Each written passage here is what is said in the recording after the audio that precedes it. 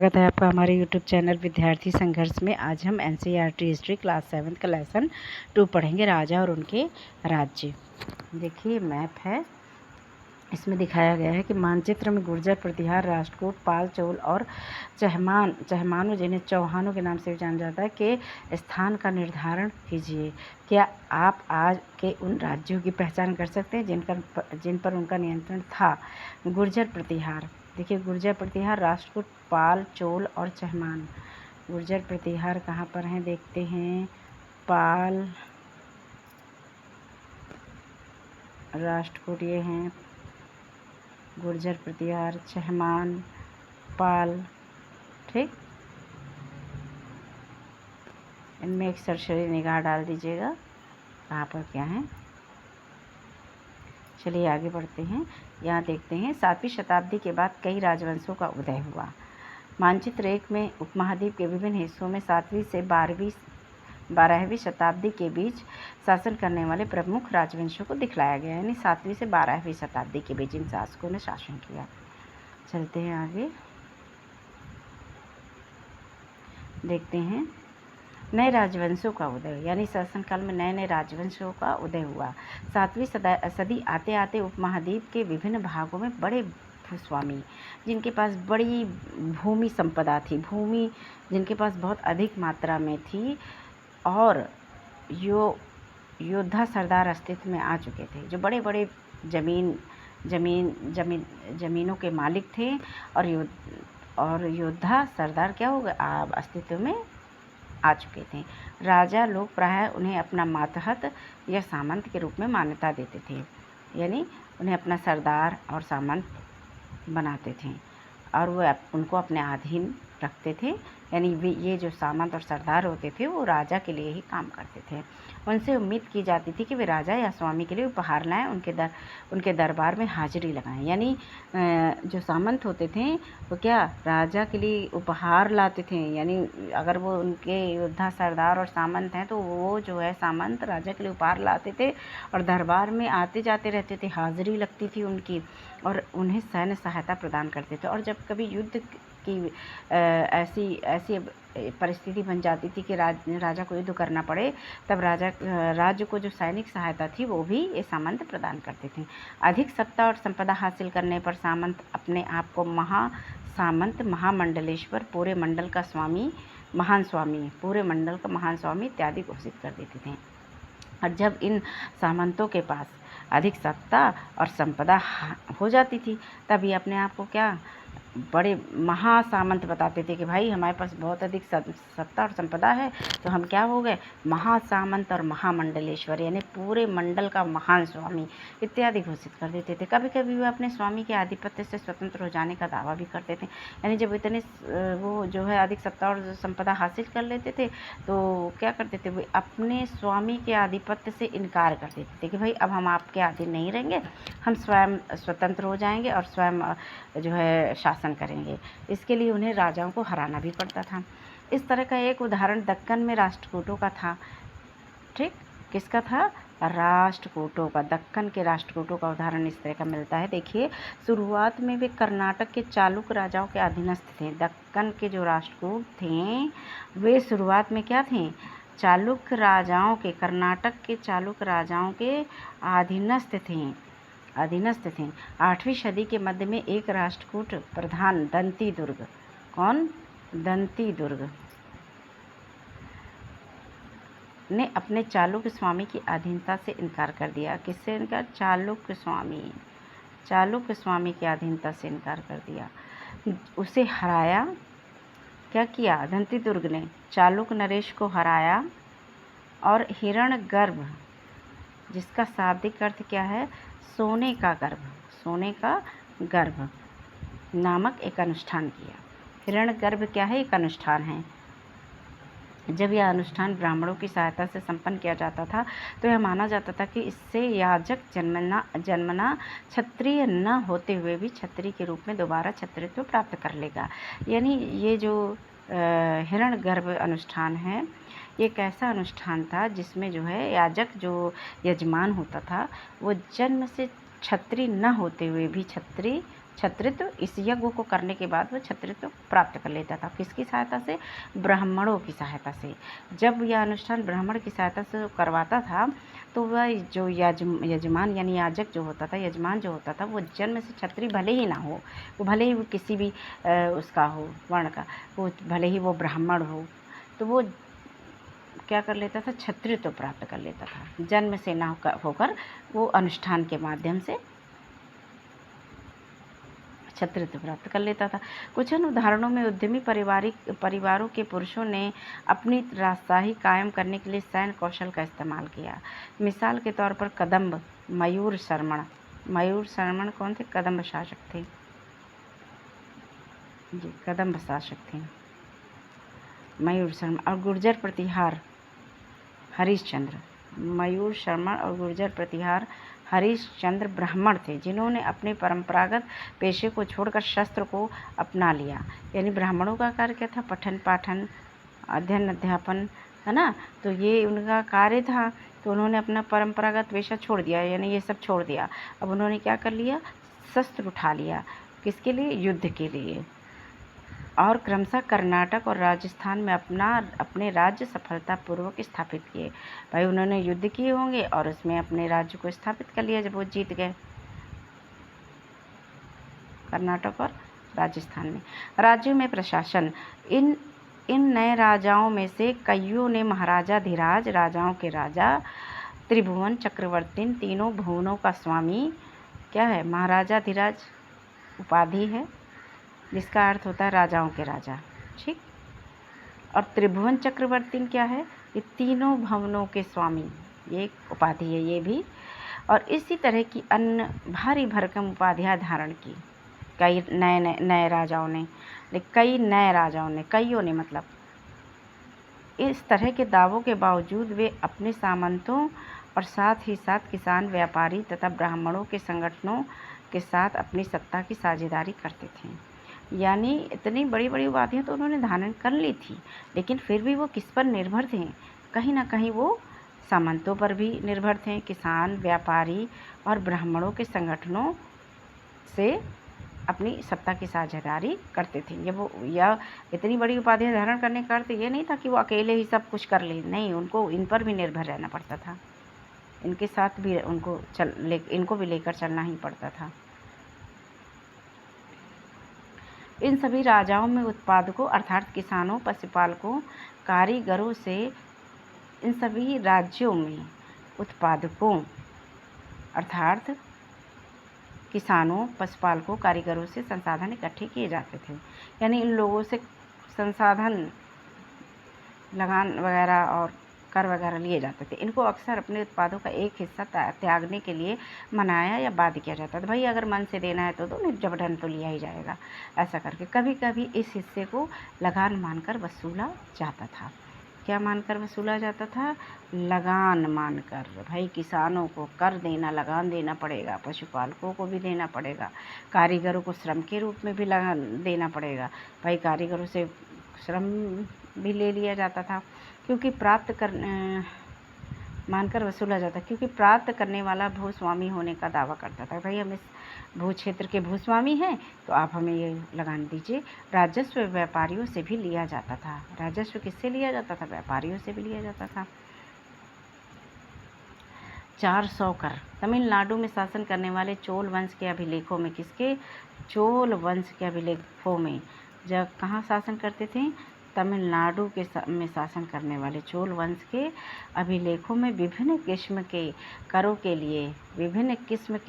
लिए 400 से ज़्यादा सूचक शब्द मिलते हैं। यानी 400 प्रकार के कर, 400 से ज़्यादा ये सूचक कर मिलते हैं। सबसे अधिक उल्लेखित कर है वेट्टी, जो नगद की बजाय जबरन श्रम के रूप में लिया जाता था। प्रश्न आ जाता है वेट्टी क्या है?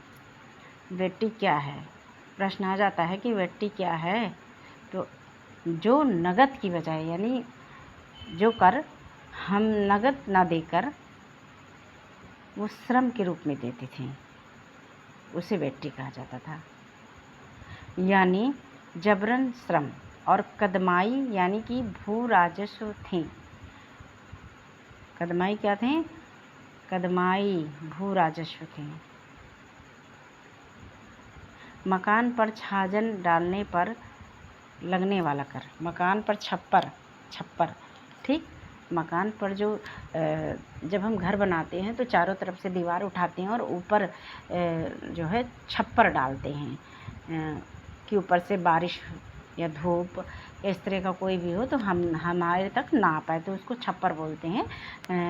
क्षेत्रीय भाषा में किसी किसी गांव में छप्पर, किसी किसी गांव में खपरेला, इस टाइप से स्थानीय भाषा का प्रयोग होता है।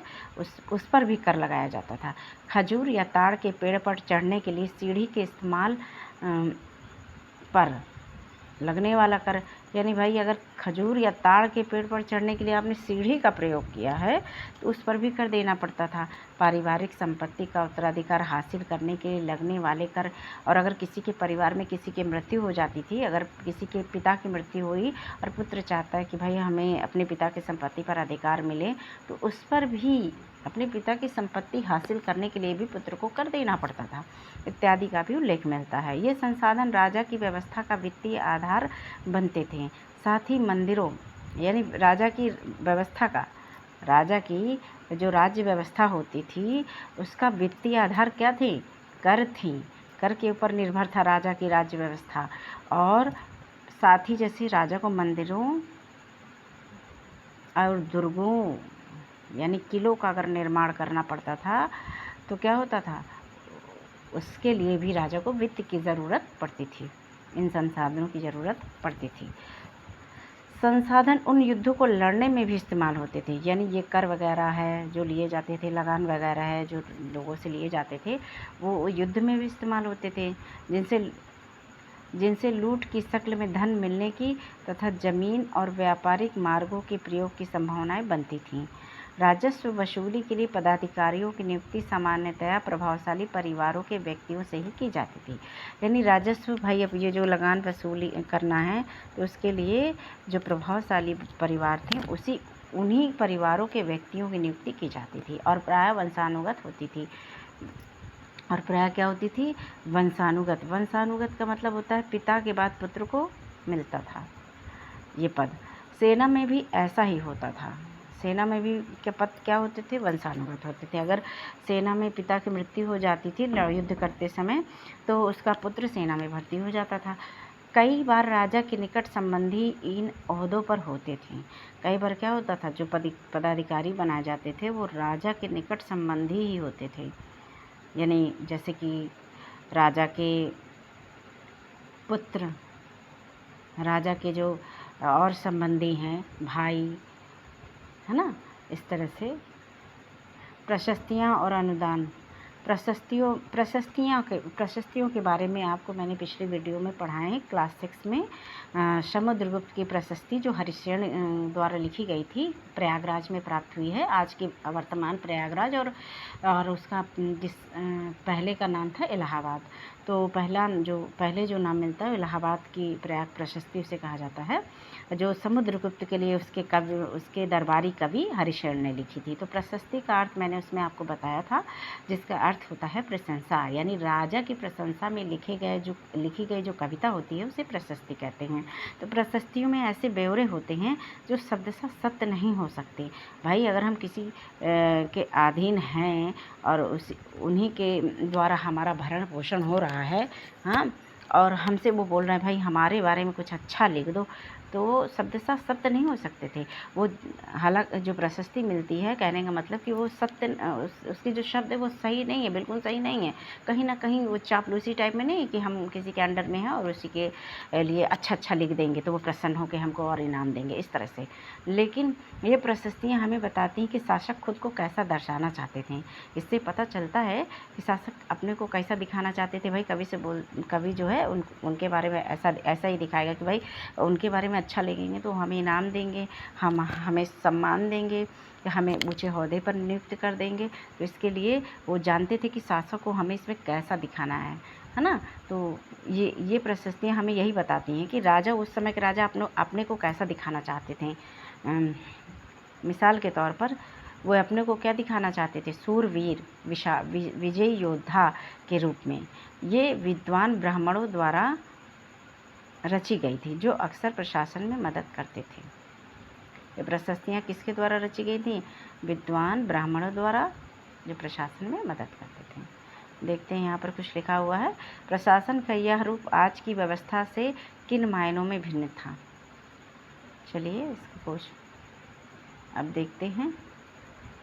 यहाँ पर क्या है? नागभट्ट की उपलब्धियाँ। कई शासकों ने प्रशस्तियों में अपनी उपलब्धियों का बखान किया है। क्या किया है? अपनी उपलब्धियों का। भाई जो जो उन्होंने उपलब्धियाँ हासिल की थी उस समय, जो अच्छे अच्छे कार्य किए थे, उसका उन्होंने उसमें क्या किया है? प्रशस्तियों में बखान किया है।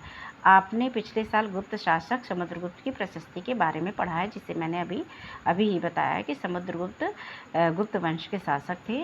हाँ, और इनके दरबारी कवि थे हरिशेन, और हरिशेन ने इनके लिए एक प्रशस्ति की रचना की थी, जो वर्तमान प्रयागराज में स्थित है। और उस समय के इलाहाबाद में, उस समय प्रयागराज को इलाहाबाद कहा जाता था, इसलिए इलाहाबाद प्रशस्ति के नाम से प्रसिद्ध है। उसमें हरिशेन ने समुद्रगुप्त की प्रशंसा, उस प्रशस्ति में क्या लिखा है हरिशेन ने? उन्होंने उनकी प्रशंसा की है, उनकी प्रशंसा में लिखा है। संस्कृत में लिखी गई, ग्वालियर मध्य प्रदेश में पाई गई। संस्कृत में लिखी गई और ग्वालियर कहाँ है? मध्य प्रदेश में पाई गई एक प्रशस्ति में प्रतिहार नरेश नागभट्ट के कामों का वर्णन इस प्रकार किया गया है। यानी प्रतिहार नरेश कौन थे? प्रतिहार नरेश नागभट्ट थे। तो इसमें क्या है? संस्कृत में लिखी है और ग्वालियर मध्य प्रदेश में पाई गई है एक प्रशस्ति।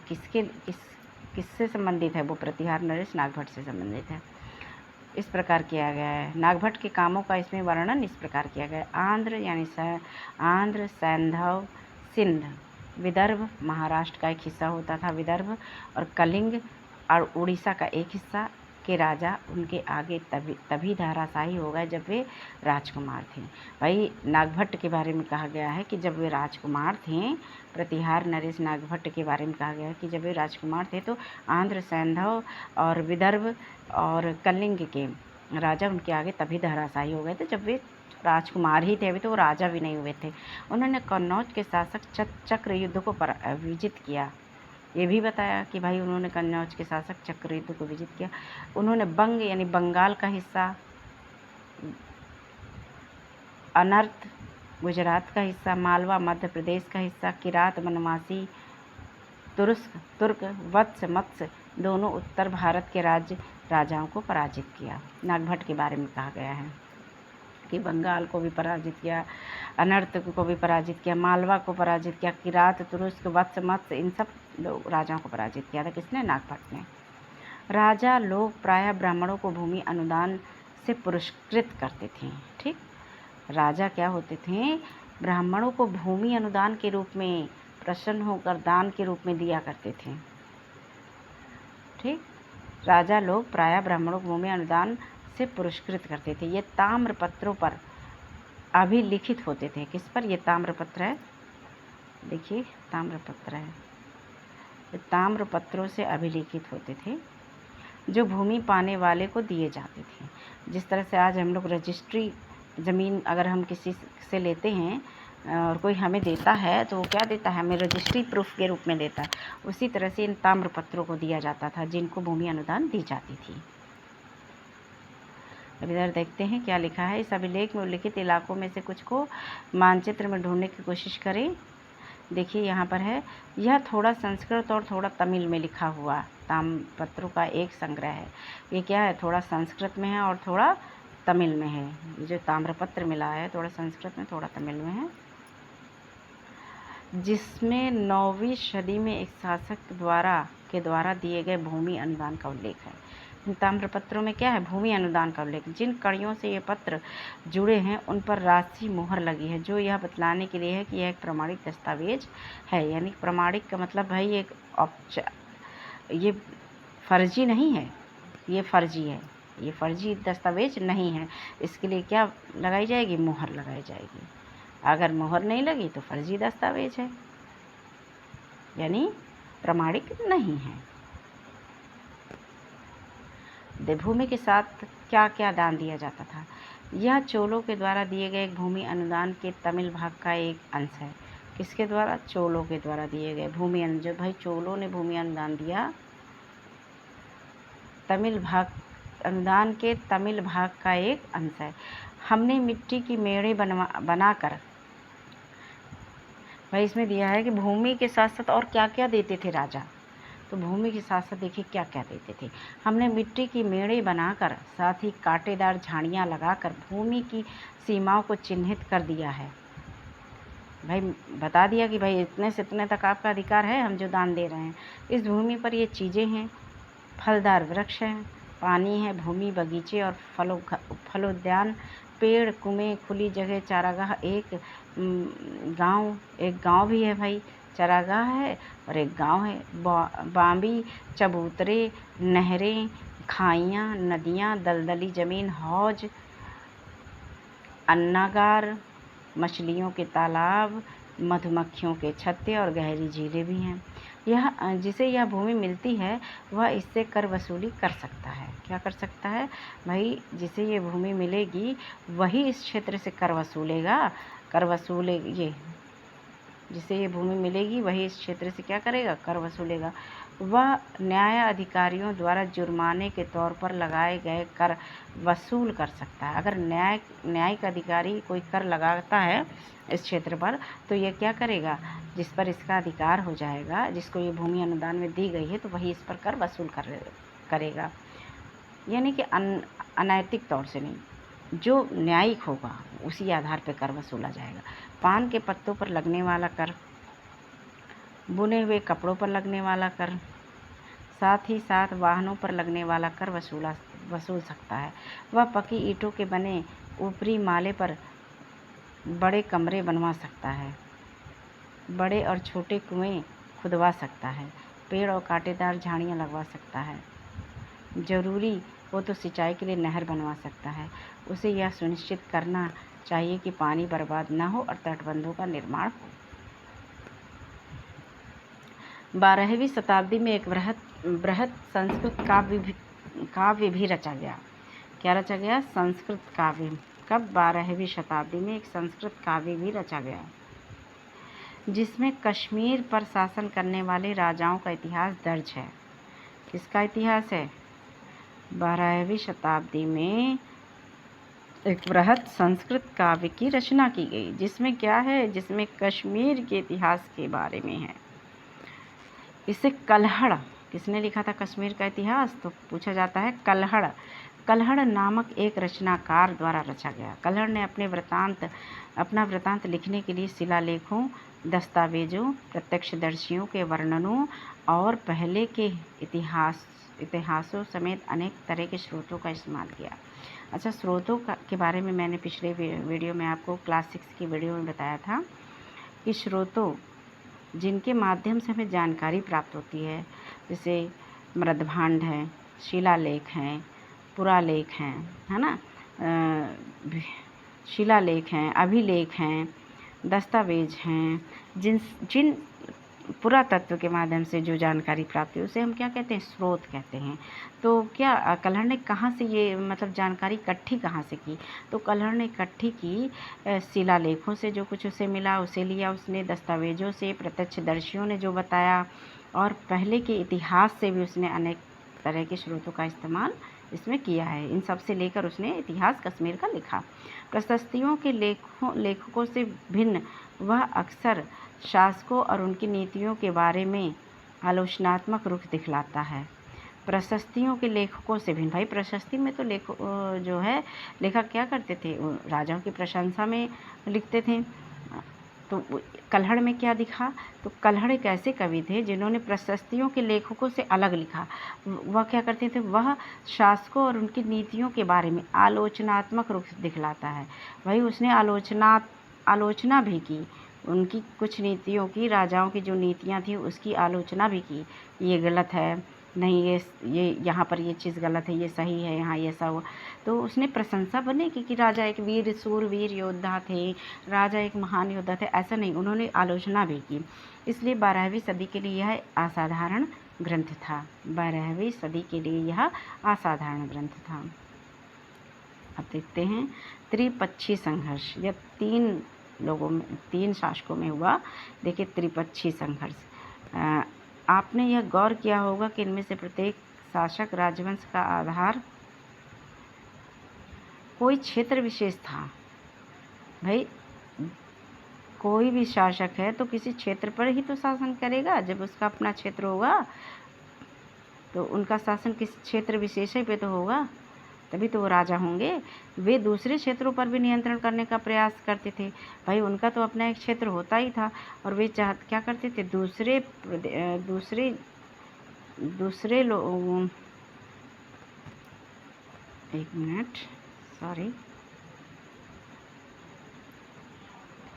वे दूसरे क्षेत्रों पर भी नियंत्रण करने का प्रयास करते थे। भाई उनका अपना एक क्षेत्र होता था, क्षेत्र विशेष होता था, तो वो क्या करते थे, अपने क्षेत्रों को और बढ़ाने के लिए दूसरे क्षेत्रों पर भी नियंत्रण करने की कोशिश करते थे। एक विशेष रूप से वांछनीय क्षेत्र था, एक विशेष रूप से वांछनीय क्षेत्र था गंगा घाटी के कन्नौज, गंगा घाटी में कन्नौज नगर, गंगा घाटी में एक कन्नौज नगर था, एक विशेष वांछनीय क्षेत्र था। भाई शासकों का अपना क्षेत्र होता था वो, लेकिन वो अपना राज्य विस्तार, साम्राज्य विस्तार करने के लिए दूसरे क्षेत्रों पर भी अधिकार करना चाहते थे, लेकिन एक विशेष रूप से वांछनीय क्षेत्र था गंगा घाटी में कन्नौज नगर, जिसे हम बोलते हैं।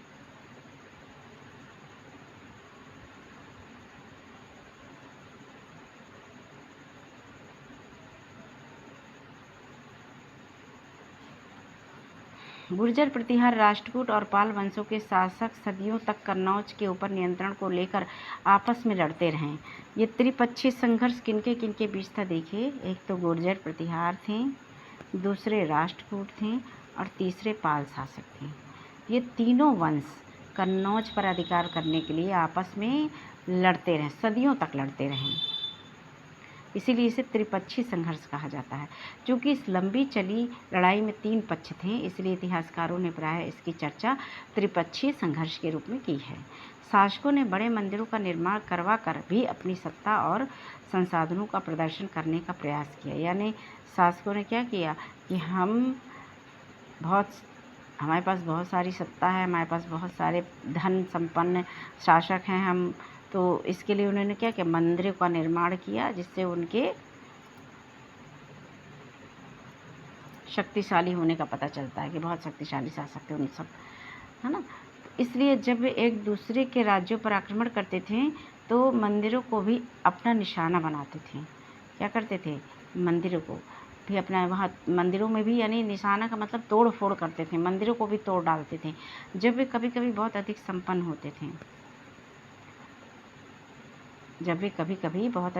होते थे, तो उन मंदिरों को भी वो क्या करते थे, तोड़ डालते थे। जैसे किसी मंदिर में बहुत संपत्तियाँ थी, सोना चांदी दान में मिले हुए, काफ़ी सोने होते थे, चांदी होती थी, धन बहुत ज़्यादा मंदिरों में दान किया जाता था। हाँ, तो जब उनको पता होता था कि इस मंदिर में हमें आक्रमण करने से बहुत अधिक धन संपदा की प्राप्ति होगी, तो वो उस मंदिर को भी अपना निशाना बनाते थे, वहाँ भी आक्रमण करते थे, उसको भी तोड़ते फोड़ते थे, उस पर, और उससे जो उनको धन संपदा मिलती थी वो ले लेते थे। अफ़गानिस्तान के गजनी का महमूद ऐसा ही एक शासक है। अफ़गानिस्तान के गजनी, जिसे हम महमूद गजनवी कहते हैं, ठीक, जिसे हम महमूद गजनवी भी कहते हैं, तो वो कहाँ का, अफ़गानिस्तान का था। अफ़गानिस्तान के गजनी का महमूद ऐसा ही एक शासक है। उसने धार्मिक पूर्वाग्रह से प्रेरित हो उपमहाद्वीप पर 17 बार हमला किया। कितनी बार हमला किया, प्रश्न आता है कि महमूद गजनवी ने भारत पर कितनी बार आक्रमण किया, तो 17 बार आक्रमण किया। कब से कब तक, 1000 से लेकर 1025 तक, 1000 से लेकर 1025 तक हमला किया। उसका निशाना थे संपन्न मंदिर। क्या क्या थे, संपन्न मंदिर। उसका निशाना क्या थे, संपन्न मंदिर। जो भाई धन संपन्न मंदिर है, जहाँ पे बहुत अधिक धन संपदा थी जिन मंदिरों में, हाँ, तो उसका निशाना वही मंदिर थे, जिनमें गुजरात का सोमनाथ मंदिर भी शामिल था, जहाँ उसने बहुत तोड़फोड़ की और बहुत ज़्यादा धन प्राप्त किया। तो प्रश्न आता है कि सोमनाथ मंदिर पर आक्रमण करने वाला शासक कौन था? महमूद गजनवी, मोहम्मद गोरी, और भी 2 नाम दे देंगे आपको। तो क्या, तो कौन, किसने किया था सोमनाथ मंदिर पर आक्रमण? तो महमूद गजनवी ने। और कितनी बार किया था? 17 बार। और ये सोमनाथ मंदिर कहाँ स्थित है? तो आपका सोमनाथ मंदिर है गुजरात में। बहुत इम्पोर्टेंट पॉइंट है, आप ज़रूर ध्यान दीजिएगा। महमूद जो धन उठा ले गया, भाई महमूद भारत से बहुत ज़्यादा धन उसे प्राप्त हुआ और उसे वहाँ वो गजनी उठा ले गया। उसका बहुत बड़ा हिस्सा गजनी में एक वैभवशाली राजधानी के निर्माण में खर्च हुआ। भारत ऐसे ही नहीं सोने की चिड़िया कहलाता था, वाकई में उस समय धन संपदा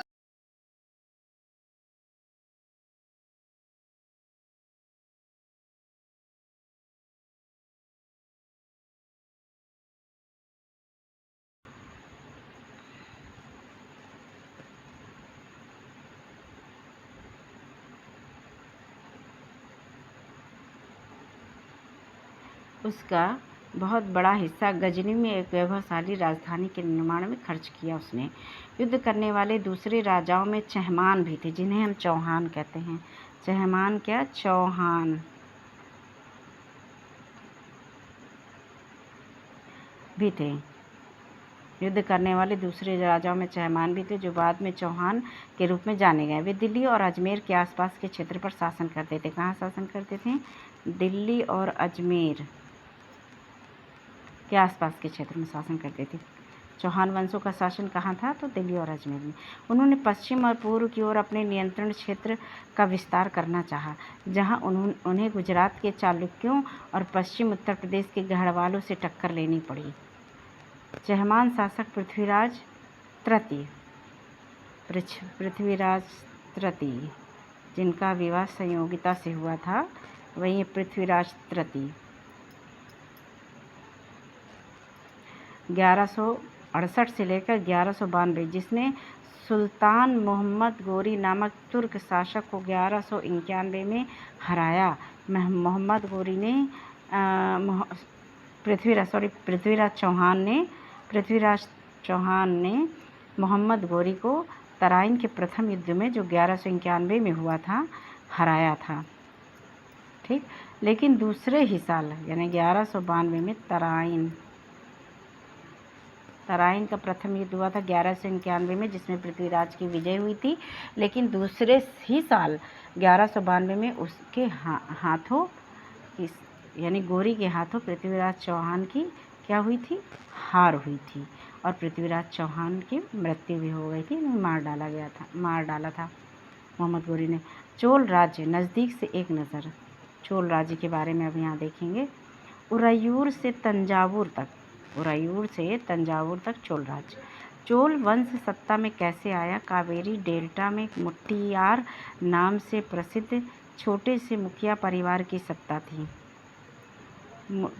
मुट्टियार नाम से प्रसिद्ध एक छोटे से मुखिया परिवार की सत्ता थी चोल।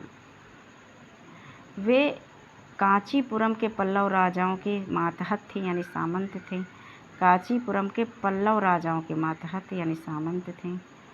ये जो चोल थे तो पल्लव राजाओं के सामंत थे। किसके थे? पल्लव राजाओं के सामंत यानी मातहत, योद्धा, सरदार जिन्हें आप कहते हैं।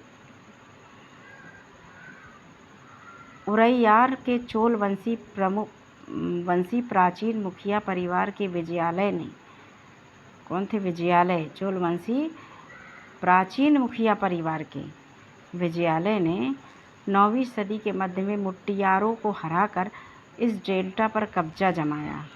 इसको हराकर, मुट्टियारों को हराकर उसने वहाँ तंजावुर शहर और निशुंभ सूदनी देवी का मंदिर बनवाया। किसने बनवाया था?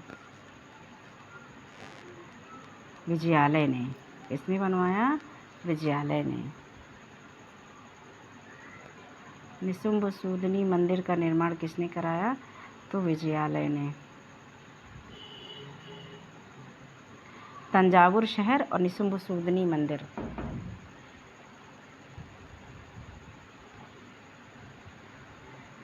देखिए परिवर्तनशील सीमाएं यहाँ पर है। चोल राज्य और उसके पड़ोसी राज्य, यहाँ चोल राज्य को दर्शाया गया है। जो ये आप लाइनिंग देख रहे हैं ये चोल राज्यों की थी। परिवर्तनशील सीमाएं, और यहाँ पर देखिए यहाँ पर है गंगईकोंड चोलपुरम, और तंजावुर देख लीजिए कहाँ पर है, ये है उरैयूर, ये है मदुरई, ये है पांडे, ये और ये विजयालय के उत्तराधिकारियों ने पड़ोसी इलाकों को जीता। किसको जीता? पड़ोसी इलाकों। विजयालय के उत्तराधिकारियों ने जो है पड़ोसी इलाकों को जीता और उसका राज्य अपने क्षेत्रफल तथा शक्ति दोनों रूपों में बढ़ता गया। उसका राज्य अपने क्षेत्रफल तथा शक्ति दोनों रूपों में बढ़ता गया। दक्षिण और उत्तर के पांड्यन और पल्लव के इलाके इस राज्य का हिस्सा बना लिए गए। राजराज प्रथम जो सबसे शक्तिशाली चोल शासक माना जाता है। पूछा जाता है सबसे शक्तिशाली चोल शासक कौन थे? तो राजराज प्रथम थे सबसे शक्तिशाली चोल शासक। 985 में राजा बना। कब बना? 900 चोल शासक 900 राजराज प्रथम 985 में, और उसी ने इनमें से ज़्यादातर क्षेत्रों पर अपने नियंत्रण का विस्तार किया। उसने साम्राज्य के प्रशासन का भी पुनर्गठन किया। राजराज के पुत्र राजेंद्र प्रथम। राजराज के पुत्र कौन थे? तो राजेंद्र प्रथम थे। प्रथम ने उनकी नीतियों को जारी रखा। राजराज के पुत्र ने राजेंद्र प्रथम जिनका नाम था, उन्होंने राजराज की नीतियों को जारी रखा और उसने गंगा घाटी, श्रीलंका तथा दक्षिण पूर्व एशिया के देशों पर हमला भी किया। श्रीलंका पर भी हमला किया। हाँ, श्रीलंका पर हमला करने वाला कौन चोल शासक था? तो राजेंद्र प्रथम। और दक्षिण पूर्व एशिया पर भी उसने हमला किया था। इन अभियानों के लिए उसने एक जल सेना भी बनाई थी। जल सेना, ठीक। भव्य मंदिर और कांस्य मूर्तिकला। अच्छा, कांस्य से बनाया जाता था तांबा प्लस टीन। तांबा प्लस टीन को मिलाकर कांसा बनाया जाए। कांस्य, भव्य मंदिर और कांस्य मूर्तिकला। उस समय कांस्य की मूर्ति बनाने का बड़ा प्रचलन था और इस काल में जो है बड़े बड़े भव्य मंदिर बनाए गए। देखिए, राजराज और राजेंद्र प्रथम द्वारा बनवाए गए तंजावुर और गंगईकोंड चोलपुरम। तंजावुर और गंगईकोंड चोलपुरम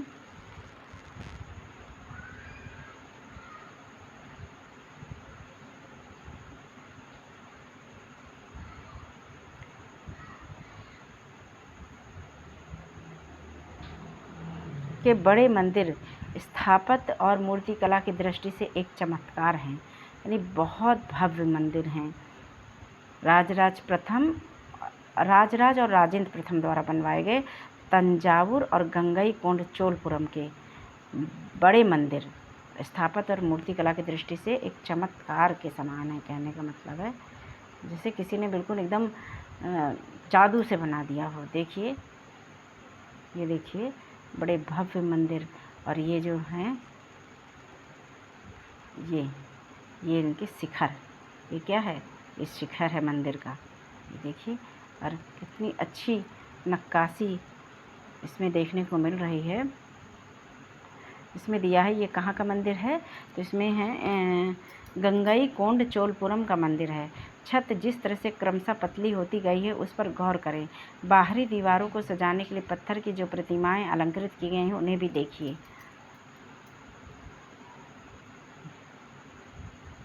ये देखिए, आगे बढ़ते हैं। चोल मंदिर अक्सर अपने आसपास विकसित होने वाली बस्तियों के केंद्र बन गए थे।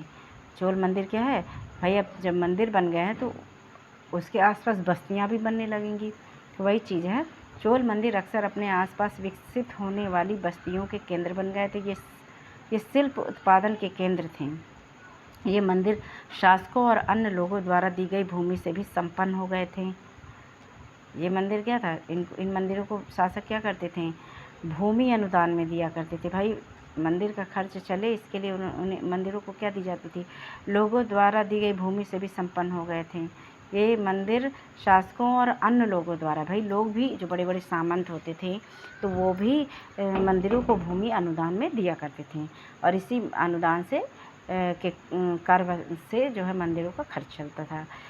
इस भूमि की उपज उन सारे विशेषज्ञों का निर्वहन करने में खर्च होती थी जो मंदिर के आसपास रहते और उसके लिए काम करते थे। जैसे पुरोहित का खर्च कहाँ से आएगा, तो पुरोहित का खर्च जो है, जो भूमि अनुदान दी जाती थी उससे जो आमदनी होती थी उससे पुरोहित का, मालाकार जो माला बनाने वाले, बावर्ची जो भोग बनाने वाले, मेहतर जो साफ़ सफाई करने वाले, संगीतकार जो गाना गाने वाले होते थे, भजन कीर्तन करने वाले, नर्तक भी होते थे, उस समय मंदिरों में नाच गाना भी होता था, उनका खर्च इन्हीं भूमि जो मंदिर को दान दी जाती थी उसी से चलता था। दूसरे शब्दों में मंदिर सिर्फ पूजा आराधना के स्थल नहीं थे, वे आर्थिक, सामाजिक और सांस्कृतिक जीवन के केंद्र भी थे। कभी कभी प्रश्न आ जाता है कि मंदिर क्या सिर्फ पूजा आराधना के लिए केंद्र थे? नहीं, वे आर्थिक, सामाजिक, सांस्कृतिक जीवन के भी केंद्र थे। मंदिर के साथ जुड़े हुए शिल्पों में सबसे विशिष्ट था कांस्य प्रतिमाएं बनाने का काम। मंदिर से जुड़े हुए शिल्पों में सबसे विशिष्ट था, भाई मंदिरों में कांस्य प्रतिमाएं भी बनाई जाती थी। चोल कांस्य प्रतिमाएं संसार की सबसे उत्कृष्ट कांस्य प्रतिमाओं में से गिनी जाती है। चोल काल में जो कांस्य प्रतिमाएं बनाई गई सबसे उत्कृष्ट कांस्य प्रतिमाओं में से एक हैं। ये देखिए, ये कांस्य प्रतिमा है, ये जो नर्तकी की मूर्ति है और ये देखते हैं, देखिए एक चोल कांस्य प्रतिमा कितनी सावधानी के साथ उसे अलंकृत किया गया, इस पर गौर कीजिए। ये देखते, ज़्यादातर प्रतिमाएं तो देवी देवताओं की ही होती थी। ज़्यादातर जो कांस्य प्रतिमाएं होती थी वो किसकी बनाई जाती थी, किनके लिए, देवी देवताओं की ही बनाई जाती थी। लेकिन कुछ प्रतिमाएं भक्तों की भी बनाई जाती थी, जो महान भक्त हुए, संत हुए, तो उनकी भी बनाई जाती थी। कृषि और सिंचाई। अच्छा, अब इस काल में भाई भूमि से कर बहुत ज़्यादा वसूले जा, भाई भूमि से कर तो वसूलते थे, लेकिन अच्छी भूमि में जो होती थी वहाँ ज़्यादा उत्पादन होता था। देखिए कृषि और सिंचाई। चोलों की कई उपलब्धियाँ कृषि में हुए नए विकासों के माध्यम से संभव हुई। कृषि में हुए नए विकास, अब कृषि में क्या हुआ, नए नए विकास होने लगे। मानचित्र 2 देखिए, गौर कीजिए कि कावेरी नदी बंगाल की खाड़ी में मिलने से पहले कई छोटी छोटी शाखाओं में बढ़ जाती है। कावेरी नदी बंगाल की खाड़ी में, ये कावेरी नदी है, ये बंगाल की खाड़ी में मिलने से पहले क्या हो जाती है, छोटी छोटी शाखाओं में बढ़ जाती है। ये शाखाएं बार बार पानी उलिचती हैं। उलिचती का मतलब पलटती हैं, जैसे हम लोग स्थानीय भाषा में कह देते हैं कभी कभी कि भाई पानी क्या होता है, भाई जाता है फिर वापस आ जाता है, इसको कहते हैं उलिचना। जैसे ये पानी गया और उसके बाद फिर वापस आ गया, इसको कहते हैं उलिचना। ये शाखाएं बार बार पानी उलिचती हैं, जिससे किनारों पर उपजाऊ मिट्टी जमा होती रहती है। शाखाओं का पानी कृषि, विशेषतः चावल की खेती के लिए आवश्यक आर्द्रता भी मुहैया कराता है। जो ये छोटी छोटी नदियों की ये जो शाखाएँ हैं, छोटी छोटी जो शाखाएँ बढ़ जाती हैं कावेरी नदी की, और जो पानी उलिचती हैं उससे मिट्टी क्या हो जाती है, उपजाऊ हो जाती है। और ये जो शाखाएँ हैं, वो शाखाओं का जो पानी है वो कृषि, विशेषता चावल की खेती के लिए आवश्यक आर्द्रता भी मुहैया कराता है। भाई जब बार बार पानी उलझेंगी तो वहाँ पे क्या होगी, नमी बनी रहेगी, और चावल की जो खेती होती है वहाँ पे पानी की आवश्यकता अधिक मात्रा में होती है, और वहाँ आर्द्रता यानी गीलेपन की भी ज़रूरत होती है। इसलिए जो है इसके मुहैया इस पानी से चावल की खेती में आर्द्रता बनी रहती है, और इसी पानी से चावल खेती होती थी। हालांकि तमिलनाडु के दूसरे हिस्से में कृषि पहले से ही विकसित हो चुकी थी। कृषि क्या है, पहले से विकसित हो चुकी थी, पर 5वीं या 6वीं सदी में आकर ही इस इलाके में बड़े पैमाने पर खेती शुरू हुई। क्या हुआ 5वीं सदी में या 6ठी सदी में आकर ही इस इलाके में बड़े पैमाने पर खेती, बहुत ज़्यादा खेती होने लगी। कुछ इलाकों में जंगलों को साफ़ किया जाना था और कुछ दूसरे इलाकों में ज़मीन को समतल किया जाना था। यानी भाई अब क्या था, जंगलों को साफ़ करके खेती करना शुरू हो गया था और दूसरे इलाके में ज़मीन को जो है, अगर ऊबड़ खाबड़ ज़मीन होती थी ऊंची नीची, उसको समतल बनाना शुरू हो गया था। डेल्टा क्षेत्रों में बाढ़ को रोकने के लिए तटबंध बनाए जाने लगे थे, जिसे हम बांध कहते हैं। तटबंध, बांध, आज की भाषा में शायद हम उसे बांध ही बोलेंगे, क्योंकि डेल्टा क्षेत्रों में बाढ़ को रोकने के लिए, भाई बाढ़ के पानी को रोकने के लिए हम क्या बनाते हैं आजकल, बांध। तो वही तटबंध बनाए जाते थे और पानी को खेतों तक ले जाने के लिए नहरों का निर्माण होता था। यानी नहर के माध्यम से खेत तक पानी पहुंचता था। आज भी पहुंचता है गाँव में, जो हमारे गांव हैं वहाँ नहरों के माध्यम से पानी पहुंचता है। कई क्षेत्रों में एक साल में 2 फसलें उगाई जाती हैं, ठीक, उगाई जाती थी। यानी कई क्षेत्रों में क्या होता था, एक साल में 2-2 फसलें उगाई जाती थी। कई जगहों पर फसलों की सिंचाई कृत्रिम रूप से करना ज़रूरी था। जहाँ पानी नहीं होता रहा होगा वहाँ कृत्रिम रूप से सिंचाई होती रही होगी। सिंचाई के लिए कई पद्धतियाँ अपनाई जाती थी। कुछ इलाकों में कुएं खोदे गए, कुछ अन्य जगहों में बारिश के पानी को इकट्ठा करने के लिए विशाल सरोवर बनाए गए।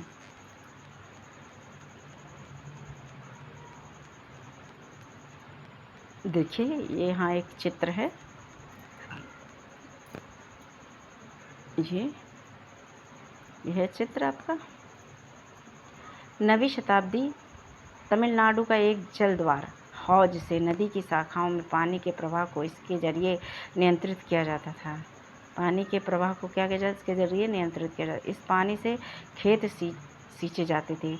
जल द्वार पारंपरिक रूप से एक लकड़ी या धातु बाधा है, जो आमतौर पर पानी के स्तर को नियंत्रित और नदियों और नहरों में दर प्रवाह को संचालित करता था। जल द्वार। चलिए थोड़ा सा पीछे चलते हैं, क्या था इसे, यहाँ सरोवर बनाए, पानी इकट्ठा करने के लिए सरोवर बनाए गए। स्मरण रहे कि सिंचाई के काम में योजना की ज़रूरत होती थी, जैसे श्रम और संसाधनों को व्यवस्थित करना। भाई कहाँ पर नहरें खुदवाना है तो श्रम के लिए ज़रूरत पड़ती थी और संसाधनों को व्यवस्थित करना, इन कामों की देखरेख करना और यह तय करना कि पानी का बंटवारा कैसे किया जाए। ज़्यादातर नए शासकों साथ ही साथ गाँव में रहने वाले लोगों ने इन गतिविधियों में सक्रिय रूप से दिलचस्पी दिखलाई। भाई किसानों को पता था, गांव के रहने वाले लोगों को पता था कि पानी इस तरह से आएगा तो हमें फ़ायदा होगा, हम खेती अच्छी तरीके से कर सकेंगे, और शासकों ने भी इसमें सहयोग दिया। साम्राज्य का प्रशासन किस प्रकार संगठित था। किसानों की बस्तियां जो उर कहलाती थीं, किसानों की बस्तियां क्या कहलाती थीं, उर कहलाती थीं। उर क्या है, तो किसानों की बस्तियां हैं। सिंचित खेती के साथ बहुत समृद्ध हो गई थी। किसानों की बस्तियां क्या हो गई थी, जो उर कहलाती थी। अगर सिंचित खेती थी उनके पास, भाई सिंचाई, अगर किसी खेत में सिंचाई के लिए पानी उपलब्ध है तो उस खेती को हम सिंचित खेती कहते हैं। तो सिंचित खेती के साथ बहुत समृद्ध हो गई थी गांव की बस्तियां। इस तरह के गांवों के समूह को नाडू कहा जाता था। नाडू, गाँवों के समूह को, जैसे ये गाँव है, ये गाँव के समूह हैं, तो गाँवों के समूह को क्या कहेंगे, नाडू कहेंगे। ग्राम परिषद और नाडू न्याय करने और कर वसूलने जैसी कई प्रशासनिक कार्य करते थे। तो ग्राम परिषद जो होती थी और नाडू, तो वो क्या करते थे, अगर गांव में कोई झगड़ा हो जाता था तो न्याय करते थे और कर वसूलने का कार्य भी करते थे। धनी किसानों को केंद्रीय चोल सरकार की देखरेख में नाडू के कामकाज में अच्छा खासा नियंत्रण हासिल था। धनी किसानों को केंद्रीय चोल, भाई केंद्र में चोल सरकार थी, सरकार की देखरेख में नाडू के कामकाज में अच्छा खासा नियंत्रण हासिल था। उनमें से कई धनी गोस्वामियों को चोल राजाओं ने सम्मान के रूप में मुविंद वेलन तीनों राजाओं को अपनी सेवाएं प्रदान करने वाला वेलन या किसान। तीनों राजाओं को अपनी सेवाएं प्रदान करने वाला वेलन या किसान। अरैयार प्रधान जैसी उपाधियां दी थी। अरैयार का अर्थ क्या था? प्रधान। और मुविंद वेलन क्या था? तीनों राजाओं को अपनी सेवाएं प्रदान करने वाला वेलन या किसान। और उन्हें केंद्र में महत्वपूर्ण राजकीय पद सौंपे धनी किसानों को। अब देखते हैं भूमि के प्रकार। चोल अभिलेखों में भूमि की विभिन्न कोटियों का उल्लेख मिलता है। वेल्लन वेगाई क्या है? प्रश्न आ जाएगा कि भाई वेल्लन वेगाई क्या है। 4 आपको ऑप्शंस दे देंगे, उसमें से आपका एक ऑप्शंस रहेगा गैर ब्राह्मण किसान स्वामी की भूमि।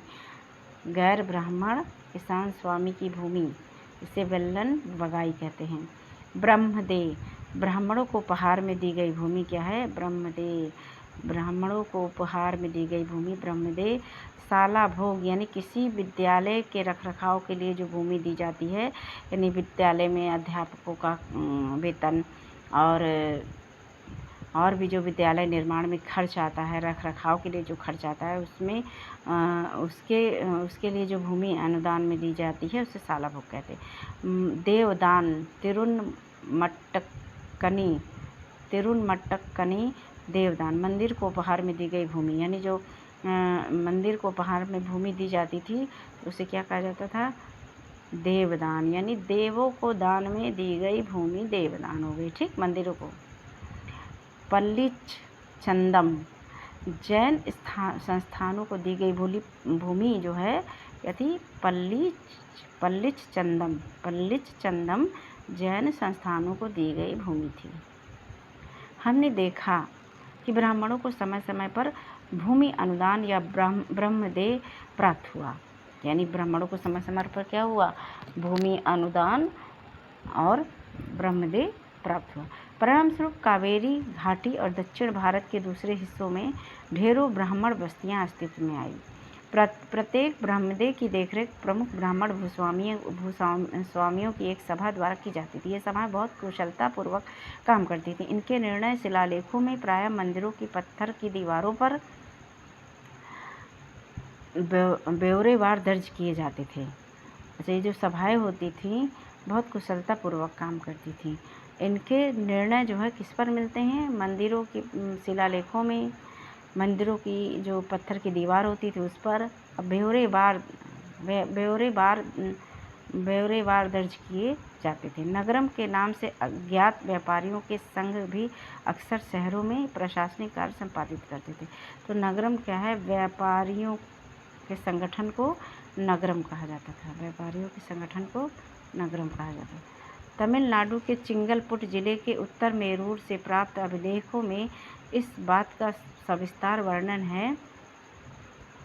कहाँ से? तमिलनाडु के चिंगलपुट जिले के उत्तर मेरूर से प्राप्त अभिलेख, इस बात का सविस्तार वर्णन है उसमें कि ब्राह्मणों की सभा का संगठन कैसा था। यानी इसमें मिलता है कि ब्राह्मणों की सभा का संगठन कैसा था। किसमें मिलता है? उत्तर मेरूर से प्राप्त अभिलेख में। सिंचाई के कामकाज, बाग बगीचों, मंदिरों इत्यादि के देखरेख के लिए सभा में विभिन्न समितियां होती थीं। इनमें सदस्यता के लिए जो लोग योग्य होते थे उनके नाम ताल पत्र के छोटे टिकटों पर लिखे जाते थे। भाई, इनमें सदस्यता के लिए जो लोग योग्य होते थे उनके नाम किस पर लिखे जाते थे? ताल पत्र के छोटे टिकटों पर। यहाँ शायद ताड़ हो, और मिट्टी के बर्तन में रख दिए जाते थे। किसी छोटे लड़के को हर समिति के लिए एक के बाद एक टिकट निकालने के लिए कहा जाता था।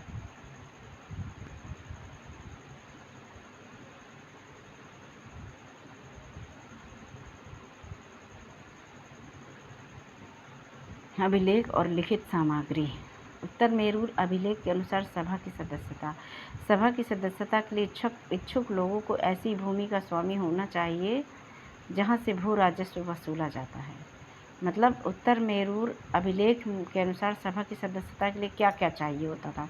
जैसे आज हमें वोट देने के लिए भारत की नागरिकता होनी चाहिए, उम्र एक लिमिटेशन है कि उम्र इतनी होनी चाहिए, ये इतना होना चाहिए। उसी तरह से उस समय जो है सभा की सदस्यता के लिए भी कुछ शर्तें थीं, उसे बताया गया। सभा की सदस्यता के लिए इच्छुक लोगों को ऐसी भूमि का स्वामी होना चाहिए जहां से भू राजस्व वसूला जाता है। उनके पास अपना घर होना चाहिए। उनकी उम्र 35 से 70 के बीच होनी चाहिए। उन्हें वेदों का ज्ञान होना चाहिए। उन्हें प्रशासनिक मामलों की अच्छी जानकारी होनी चाहिए और ईमानदार होना चाहिए। यानी कि चोर वोर हो तो भाई ऐसे लोगों को सदस्यता नहीं दी जाती थी सभा की। यदि कोई पिछले 3 साल में किसी समिति का सदस्य रहा है तो वह किसी और समिति का सदस्य नहीं बन सकता। जिसने अपने या अपने संबंधियों के खाते जमा नहीं कराए वह चुनाव नहीं लड़ सकता। बस वही चुनाव है ये भी।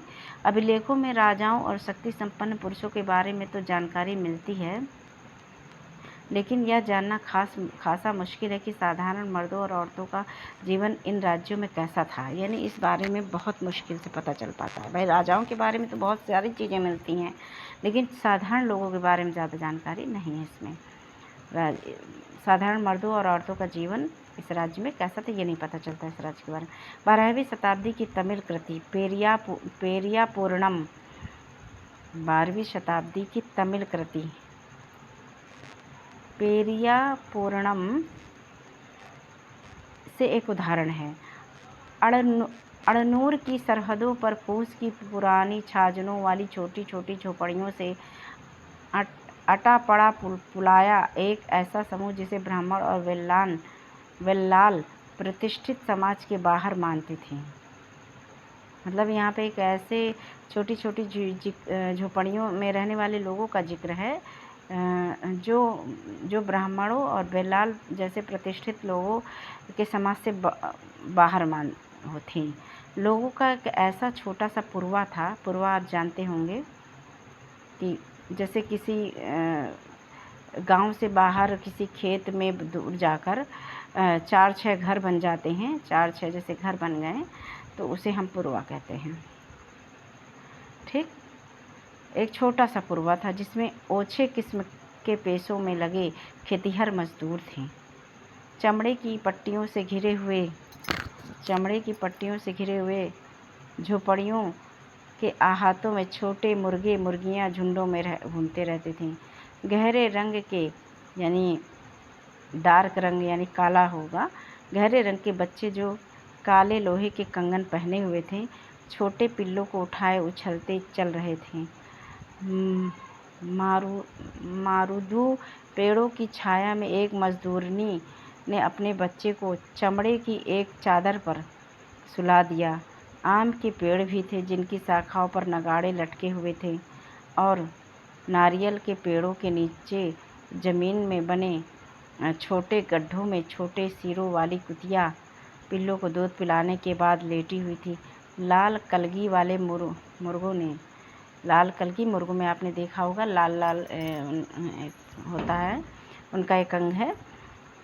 मुर्गों ने पौ फटने से पहले तगड़े पुलाया का बहुवचन पुलैयार है को दिन के काम पर जाने की हाँक लगाते हुए भाग दे दी। धान कूटती लहरदार बालों वाली पुलाया स्त्रियों के गाने की आवाज़ रोजाना कांजी वृक्ष की छाया में फैलती थी।